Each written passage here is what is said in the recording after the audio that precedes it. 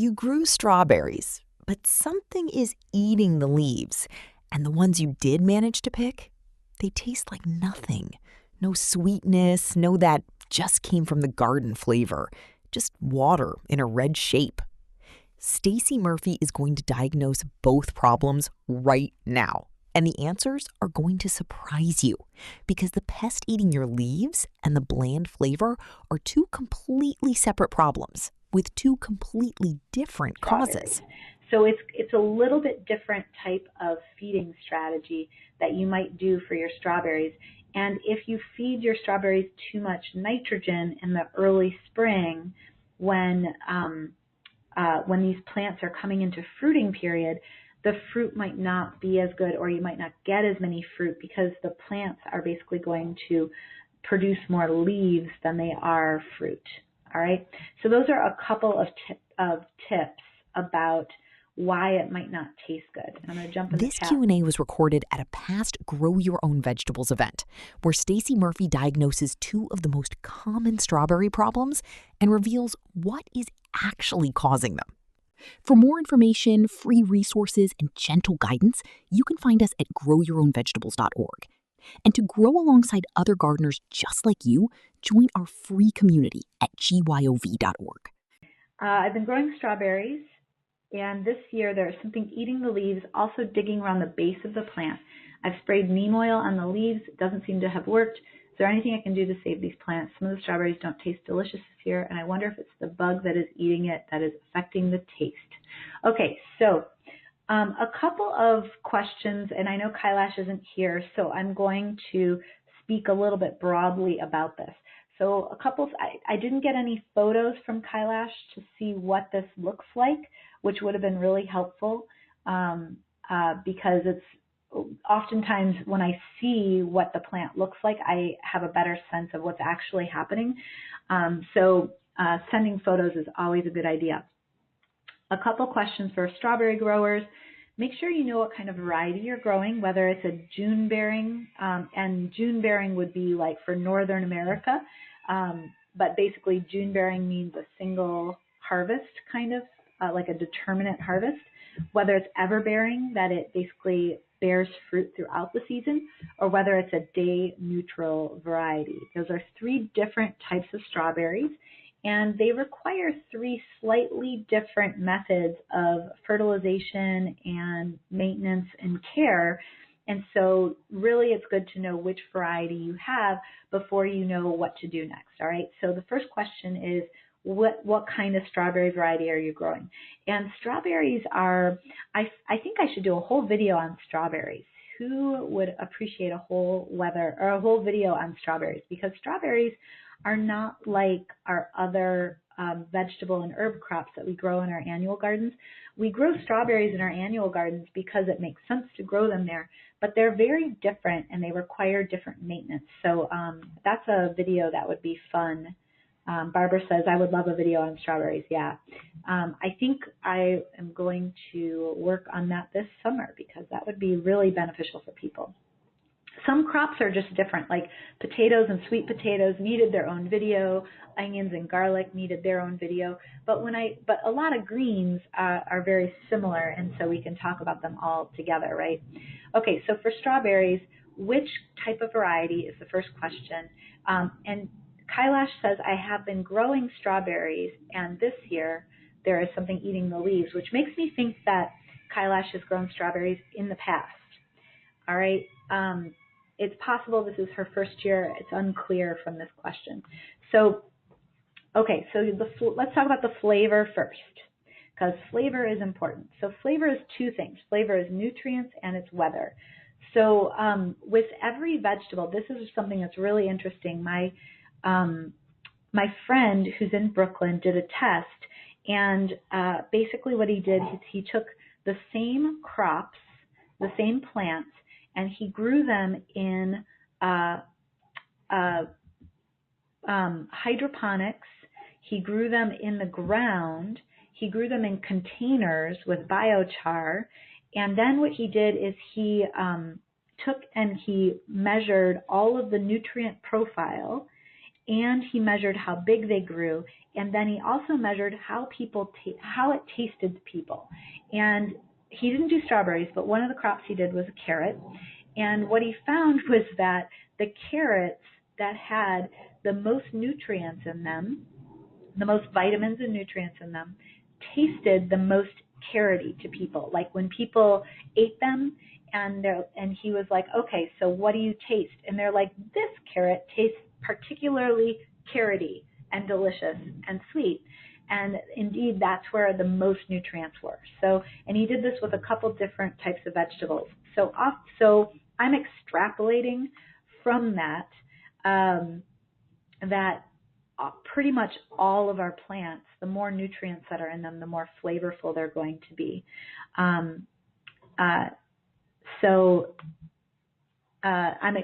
Like I said, I'm extrapolating, but it's a good guess based on the data that he showed me.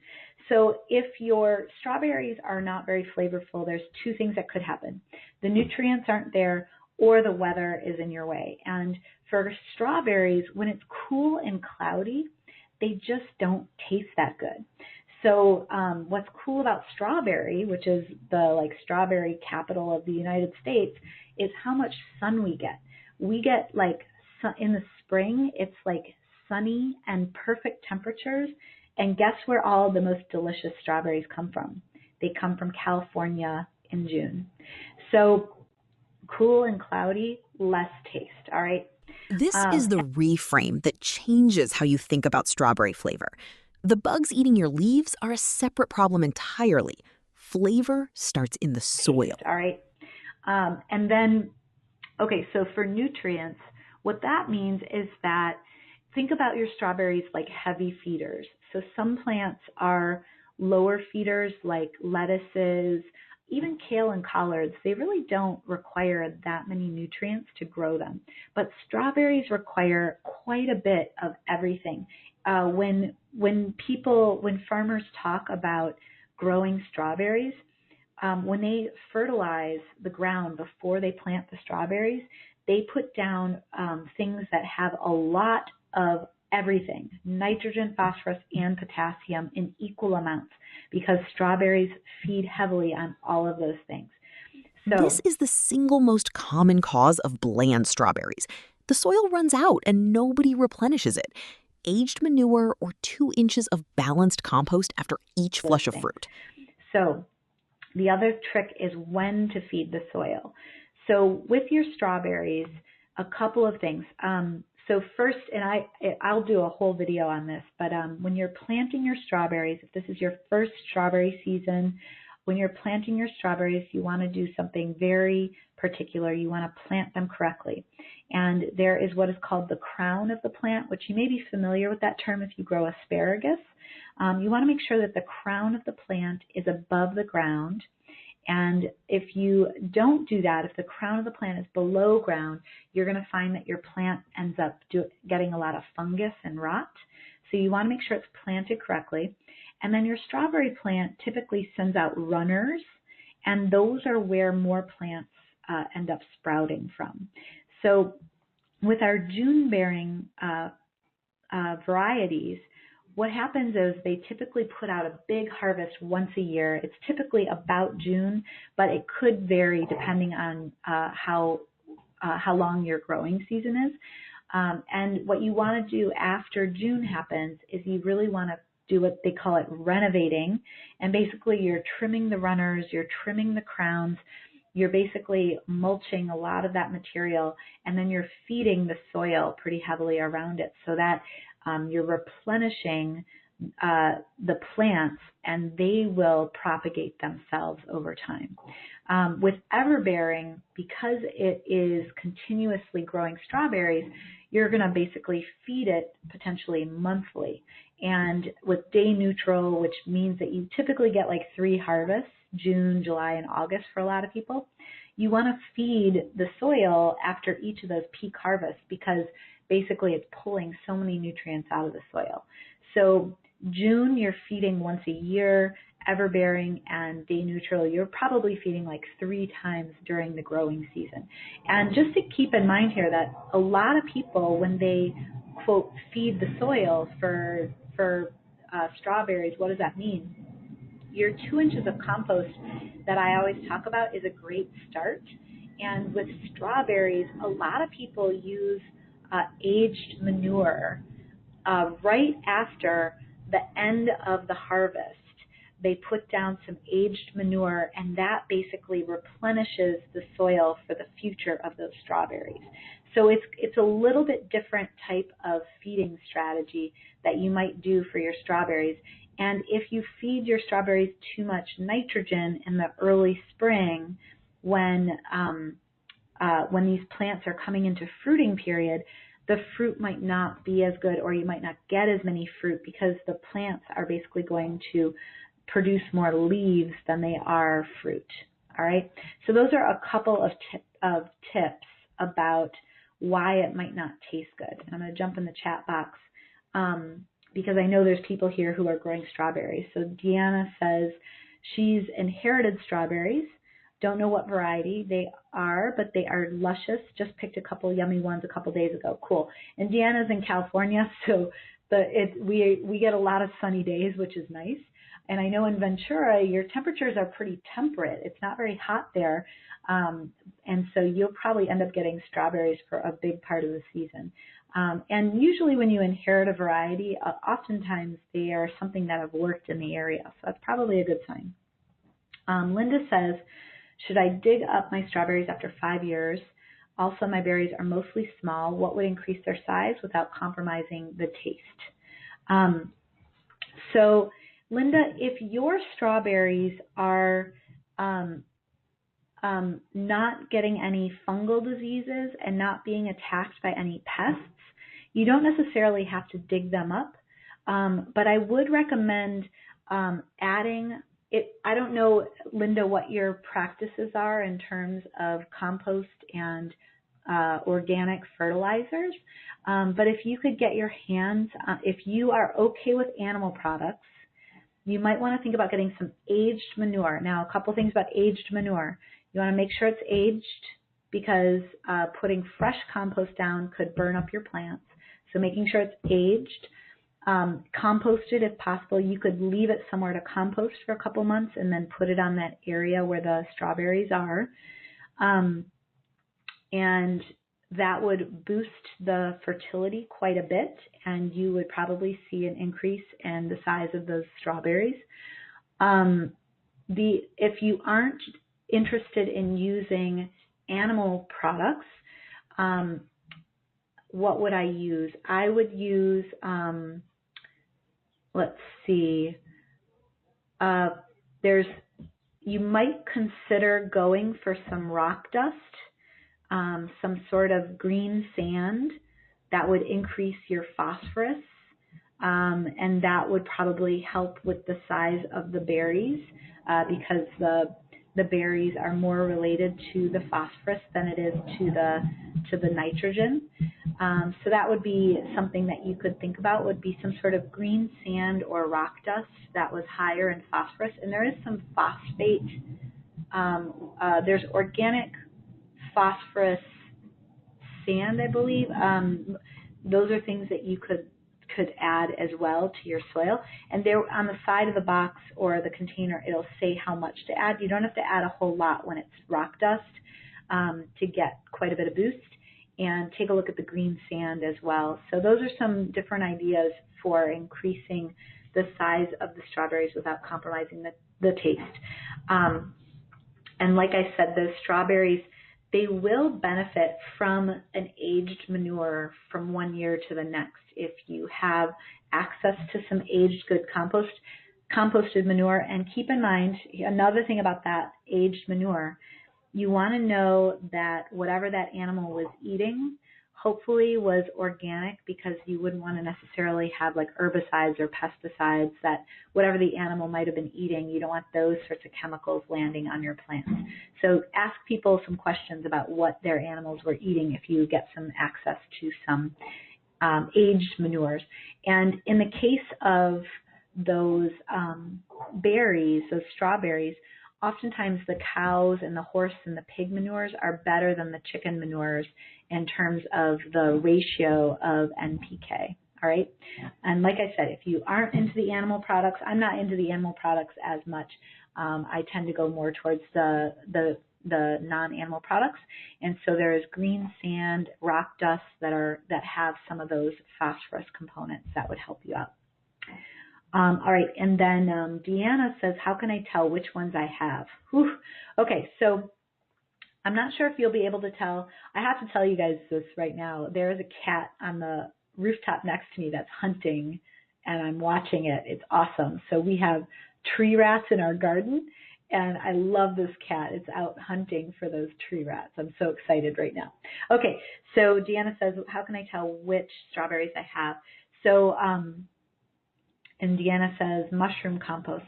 Yeah, mushroom compost can work as well. I'm not sure what the profile is. I'm not sure what the profile is on mushroom compost.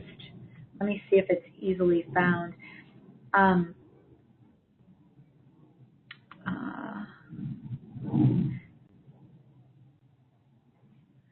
Let's see. I don't see a product out there that has like a simple NPK on it, so I'm not 100% sure on the NPK. Although I do see one that is, let's see. So mushroom compost, it looks like, is fairly equal in terms of nitrogen and phosphorus, but higher in potassium. So not the best choice for strawberries, but not the worst choice either. And then Deanna was also asking, how can I tell which strawberries I have? You might be able to tell whether or not it is a, let me go back to this slide, if it's June bearing, ever bearing, or day neutral based on how many harvests you get. So if you're getting one big harvest and then basically they stop producing, that's June bearing. If you are basically getting 3 big harvests, you probably have day neutral. In California, I'm trying to think what the typical varieties are that they might be. I'm not sure which one you might have, but in California, a lot of people might have day neutral because the weather is appropriate for it. So I'm not sure which ones you have, but watch to see how many more harvest periods you get, and then you might know the difference. So after you get a big flush of strawberries, after the flush, after there's no new flowers coming in, that's when you want to go ahead and feed them. All right? Most gardeners do not know which type of strawberry they are growing, and so they feed at the wrong time or not at all. This one piece of information changes your entire strawberry feeding strategy. Yeah, and Linda says, I don't usually use manure, but we'll use the rock dust green sand. Yeah, I think that's a good idea just to see how that will work for you. In addition, make sure you use some compost and those sorts of fertility things as well. All right, Linda?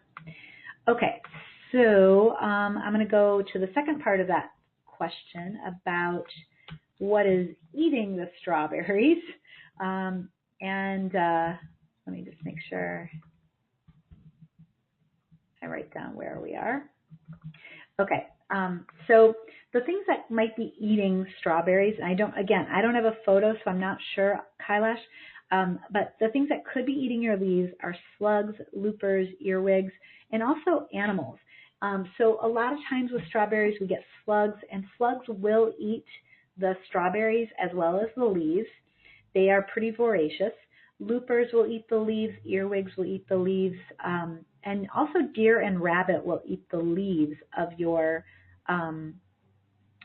strawberries. That's not going to affect the flavor of your strawberries at all. All right, so it's a separate problem. And then slugs, corn earworms, pill bugs, and there's some other things that might be eating the fruit if that's the case, but it sounded like they were eating the leaves. If you have slugs, you might want to try some crushed eggshells. They can deter those slugs and also add some calcium to the soil.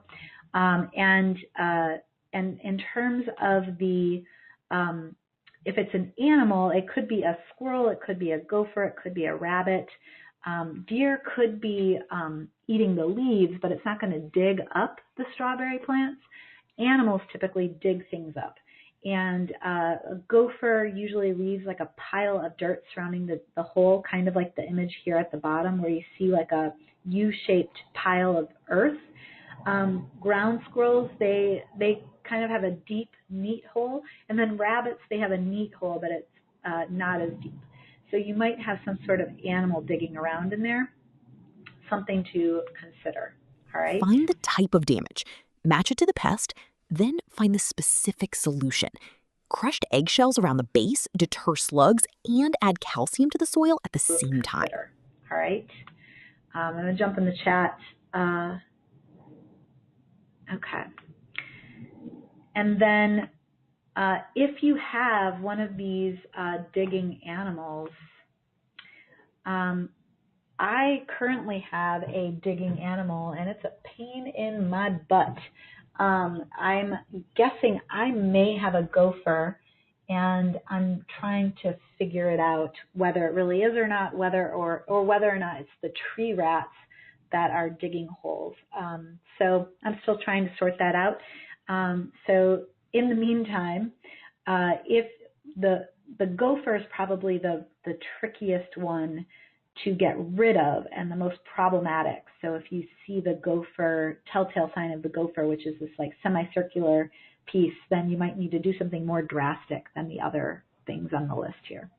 Think about where you were at the start of this video. Bland strawberries, something eating the leaves. Two problems you did not know how to diagnose. Now look at what you know. Flavor is nutrients and weather, not pests.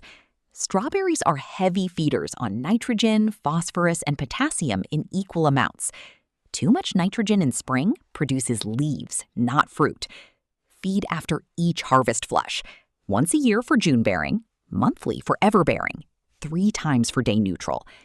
Small berries specifically mean phosphorus deficiency. Add greensand or rock dust. And the pest eating your leaves?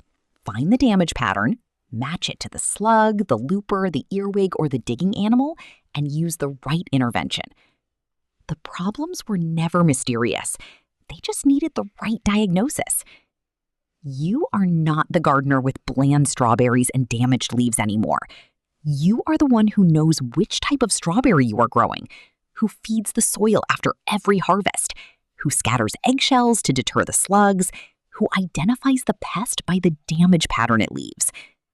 If you want to keep learning from Stacey Murphy, there is a whole community of gardeners growing extraordinary food, completely free at growyourownvegetables.org. This Q&A was recorded at a past Grow Your Own Vegetables event, and what Stacey just shared with you took her years of growing, failing, and figuring out to discover. Now imagine sitting down with 15 experts exactly like her. 15 of the most respected gardeners, herbalists, and soil scientists on the planet, each sharing the single most powerful lesson they know, the insight that changed everything about how they grow food, the thing they wish someone had told them at the beginning. Clinical herbalists who can turn your garden into a medicine cabinet, soil scientists who will change how you see every handful of dirt, food growers who have fed entire communities from a backyard. All of it waiting for you right now, completely free at the Superfood Garden Summit. Go to growyourownvegetables.org/summit, register in 30 seconds, and start watching immediately.